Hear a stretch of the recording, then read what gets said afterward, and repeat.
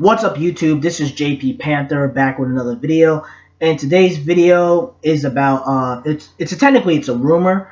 It's on Cosmic Book News, and today's topic is about Disney losing confidence in Captain Marvel Brie Larson due to the Spider-Man deal. And mind you, this is sorry, I gotta make sure this is Cosmic Book News. You know, again, like they're not the most credible source out there and things like that. So let's talk about it. Again, this is just a rumor, so you guys got to take this in a grain with salt. I do feel like, and you know, the article talks about what Brie Larson and Captain Marvel, that they don't really believe in her like that. They don't have as much faith in her. Honestly, and in this, they had talking points where they're saying that, you know, since Spider-Man is out of the MCU, maybe it can give Captain Marvel more of a personality, the way they kind of did with Iron Man and Captain America, and or even Thor, right? They'll have certain characters to have a uplifting, happy, go personality, where they'll have Spider-Man be that type of character to give her more of a personality, where the audiences and the general public can, you know, like her a lot more. And I can see where it's coming from, because it's not like, it's just a rumor, but again, it does feel kind of shady, where it's like, okay, Phase 4 they're going more of a diverse female route, and they have, you know, they have Andra Jolene for Internals. They got Natalie Portman as female Thor. They got Tessa Thompson as the first, I guess, LGBTQ gay superhero, you know, female center. And Miss Marvel, She-Hulk, Kate Bishop, and things like that. And it is kind of crazy where Phase 4 is more female driven, and it's more female focused, and Captain Marvel is not even in the lineup. And I do feel like it is kind of a little shady, in my personal opinion, where it's like, okay, you know, the way Marvel and Disney pumped her up, they pumped her up as, you know, she was going to be the leader of the MCU. But then you watch Far From Home, which, you know, they were kind of full of crap, to let's just be 100% honest. When you watch Spider-Man Far From Home, Spider-Man looks like he was going to, if you watch Far From Home, he looked like he was going to be the new leader of the Avengers. He was going to really run. It was going to be the next Iron Boy, pretty much. And the way Phase 4 looks like, it's like, okay, Captain Marvel was supposed to be the leader, and going forward as the leader of the MCU going forward, you would think that they would put a character like Captain Marvel or Brie Larson in the forefront in a female-driven phase, like a female-focused phase, especially for Phase 4.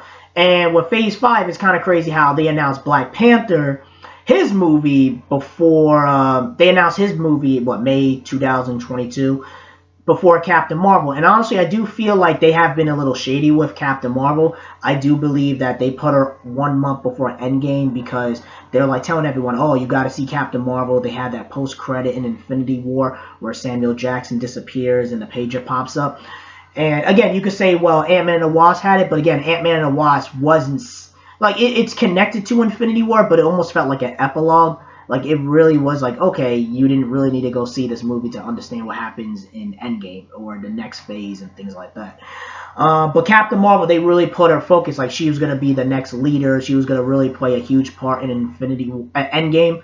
Like the way you saw her in Infinity War, at least the post-credit scene, you would think she's going to play a huge part in Endgame. And it shows you that when you watch Endgame, she's barely in the movie. She's in the movie for the beginning of the movie, and she's in space technically, and then she comes out in the end of the movie, and then Thanos grabs the Power Stone and knocks her out. So it shows you that the Russo brothers weren't really rocking with her like that, because if they really were, they would have gave her a lot more screen shine, a lot more shine. And you could tell a lot of it was, for at least for Avengers Endgame, it was more of a corporate decision. You could tell the Disney executives and Kevin Feige was pretty much saying, the Russo brothers, you have to put her in this movie. You have to put her in there. And you could tell that their whole entire goal was to complete the story of the original 6 Avengers, not Captain Marvel. You could tell they just threw her in there, because even when you watch when they promoted Avengers Endgame, the way they promote her with the posters and, you know, the merchandise and things like that, you would think she would play a huge part, but it shows you that, you know, she doesn't. Again, she made over $1 billion. She made a lot of money. I do believe that, again, I'm a fan of Captain Marvel. I do like her. But again, I do feel like she's not connecting to everybody like that. You feel me? Like, you could tell that people like her, but she's not like, and she has a big fan base. You could tell like people, she has a big fan base, but you could tell there's a lot of people that have issues with her because it's like the problem with Captain Marvel, and it's the same thing with a lot of these Greek god god characters like a Ray, a Thor, a Superman, Captain Marvel. They're so powerful that they're not relatable, and that's another issue that they're dealing with Captain Marvel, is that the character is like Superman. Like that's one of the reasons why Superman has all these issues, because he's so powerful that he's boring. And I think Captain Marvel's kind of going through that. And again, I'm not going to try to blame Brie Larson as like, oh, it's her fault and things like that, because she won an Oscar. You know, she won like a couple awards and things like that, and been nominated and things like that. But I think also part of it is that they're not giving her anything to do. And also, I do think they're not giving her a good script, because if you give her a good script, she could probably kill it. But again, like there's just something.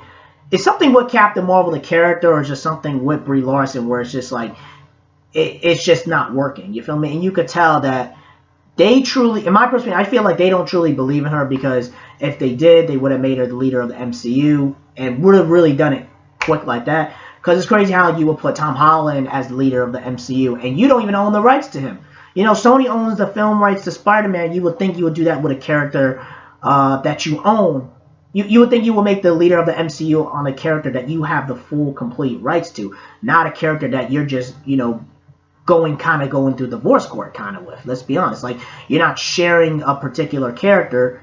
You know what I mean? You would think that you would take a character that you guys have the 100% full control rights, like you did with Iron Man and Captain America. And I do believe Captain Marvel doesn't have the same personality as as a Captain America and Iron Man and Spider-Man. And I was reading the article with Cosmic Book News. They were saying that they were gonna dumb down Tom Holland and really make him like the second tier character, and try to elevate to uplift and elevate Captain Marvel, and make her like the female focused type character. And you could tell, and they were saying that you could tell that Sony was like, nah, we're not gonna go for it. And again, these are all the rumors, and you could tell Sony was saying like, no, we're not gonna take the number one character in the world that made over $1 billion just to elevate another character that everybody ain't really rocking with like that. And again, I think Captain Marvel, she's a good character. Like, again, I think she's a good character if they use her right. But it does feel very shady. It's like, okay, well, you know, you guys have been talking all this crap about, oh, well, she's going to be the face of the MCU. And then when you watch her, then they're not resonating with her. And you could tell because, again, I want to tell you guys another story is that, especially when we're speaking with Captain Marvel, I went to Walmart and Target, and they had, when you go to Walmart or Target, they have the toy sections and things like that. None of her toys are there. Like, you see more Black Panther, Captain America, Iron Man, Hulk toys. You don't see any of her toys, like, at all. Like, I went to the Target section where they have, like, the blankets and things like that. I saw, like, 3 or 4 Black Panther, like, blanket rows, and you don't see one thing with Captain Marvel. And it also is all these other things as well, where it's like her home video sales aren't doing what they're expecting. Like, she's making money, but she's not doing the numbers that they're expecting. They're expecting her to do like selling at least 100 million Blu-rays and DVD home video sales, and you could tell that the audiences, they watched the movie, but they didn't like it enough to go buy it and pick it up. And it's just pretty much the hardcore fans or the feminists that really like Captain Marvel. That's what it seems like. It seems like the hardcore fans really like Captain Marvel, and then you have the feminists that really like Captain Marvel. But I do think you need more than that if you're trying to keep a character going forward and being the future in the face of the MCU. And I do think Kevin Feige and Disney, they're going to try to do everything they can to make her the leader of the MCU and make her the leader of the new Avengers, what it is. But I do feel like they're kind of forcing it. You know what I mean? I really do think that if you would have made Captain Marvel more organic and more authentic, because even when you watch her movie, it's kind of like, all right, you're kind of repeating over and over that she's a woman, and you gotta tell us that she's a feminist, she's the savior, blah blah blah, rather than just come out and make a dope female character like they did with Wonder Woman.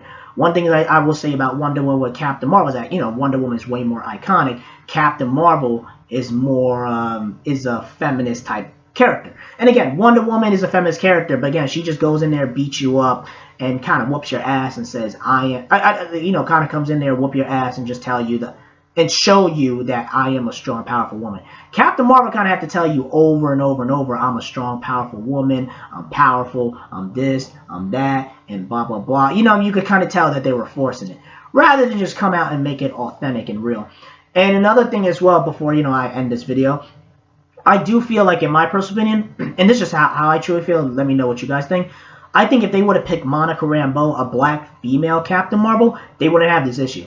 I think if you would have had a black actress over a white female actress, she would kill the role and do everything she can to make sure that this character resonates. When you have a character, you know, when you have someone like Brie Larson, who's kind of, let's just keep it honest, she's pretty entitled and, you know, pretty privileged, you know, she kind of takes it for granted.